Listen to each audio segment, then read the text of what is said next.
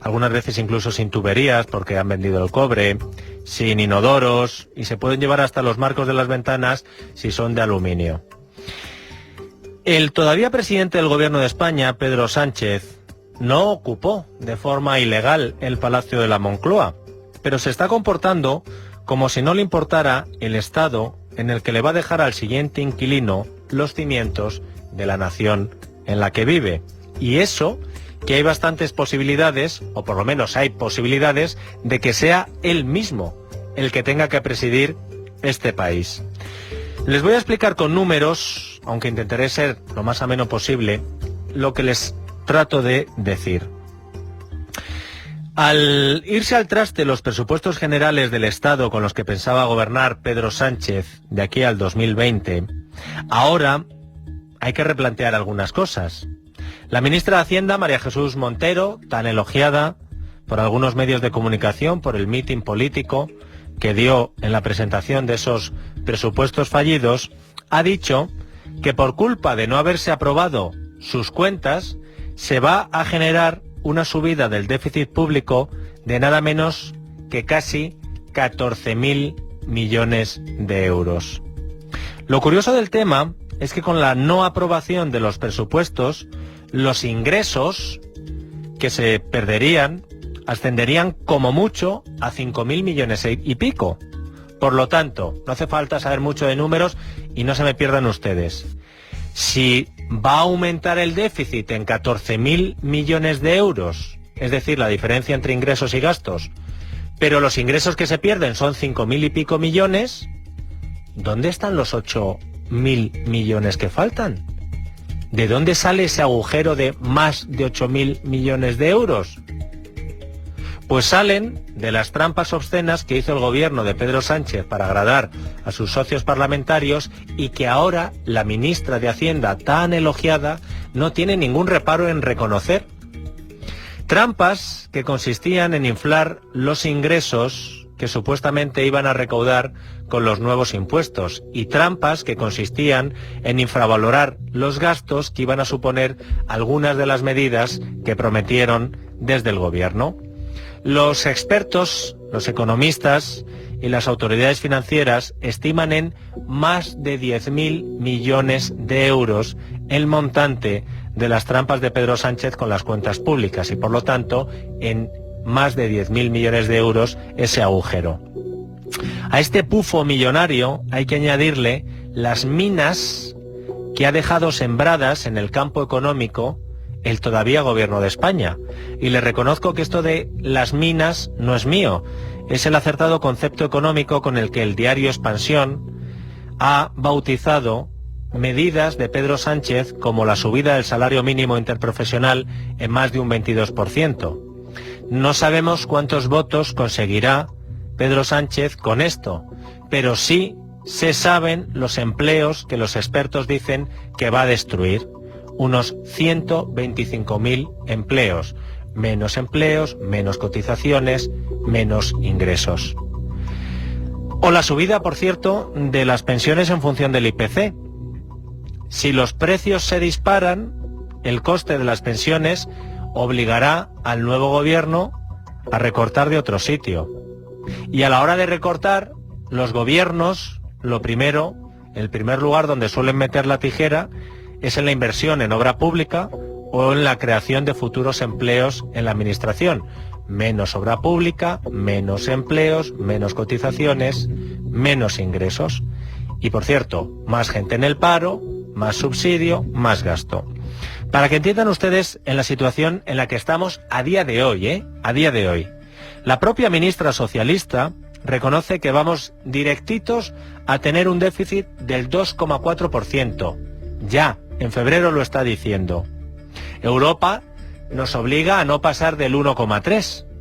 Es decir, que el gobierno que salga de esas elecciones, en mayo tendrá que hacer los recortes que no se han hecho hasta ahora por el despilfarro y por la caída del crecimiento de nuestra economía en los últimos meses.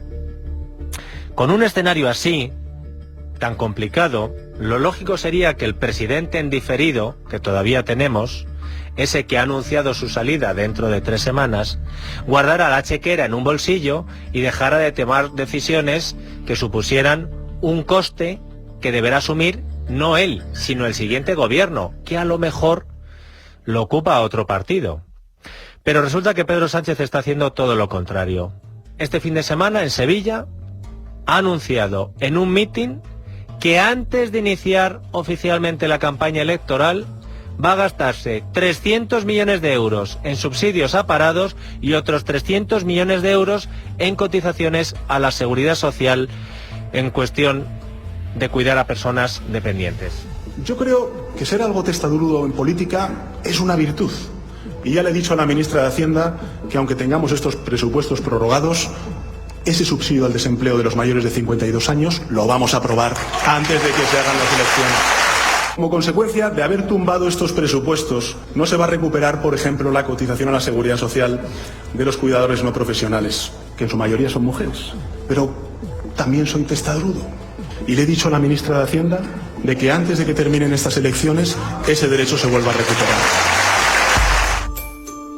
Testarudo se puede ser con el dinero de los demás, ¿verdad?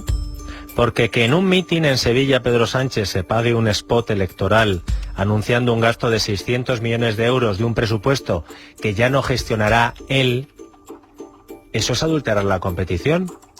Que lo haga además cuando sabe que ha dejado un agujero de más de 10.000 millones resulta indecente, incluso si él vuelve a ser presidente del gobierno.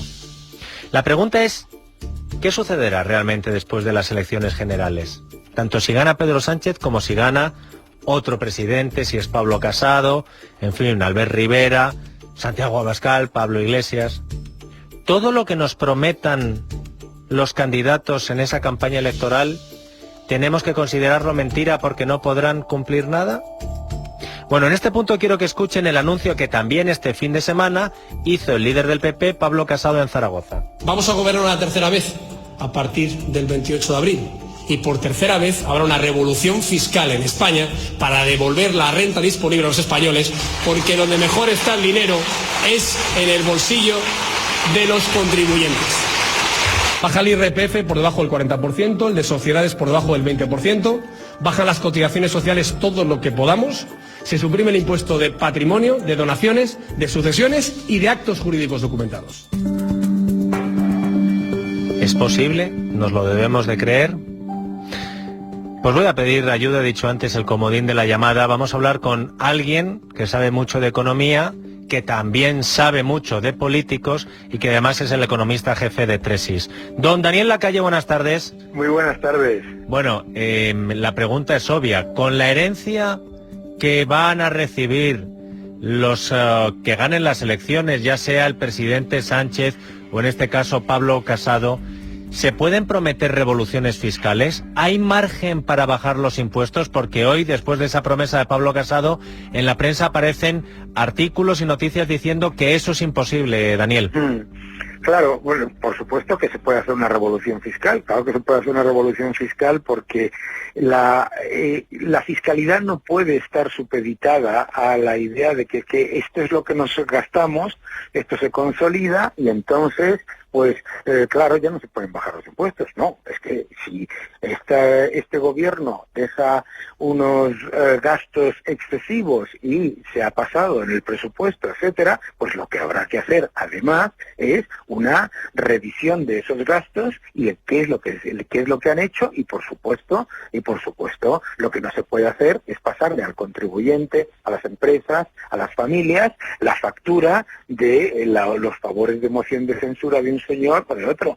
Por lo tanto, la revolución fiscal es lo primero y además el pilar fundamental de lo que se debe hacer. ¿Por qué? Porque es bueno para España, porque es bueno para las empresas, porque es bueno para las familias y porque es lo que necesitamos para robustecer el crecimiento. Pero lo que desde luego no se puede hacer es porque ha venido antes un señor que lo ha hecho muy mal, entonces lo que tenemos que hacer es pasarle los los gastos de un señor que lo ha hecho muy mal al siguiente, porque entonces se convierte en un incentivo perverso, porque en las siguientes elecciones o en la siguiente moción de censura pues llegan, se saltan todas las reglas de gasto, se saltan lo consolidan todo y entonces dicen que es que no se pueden bajar los impuestos y que tenemos baja presión fiscal.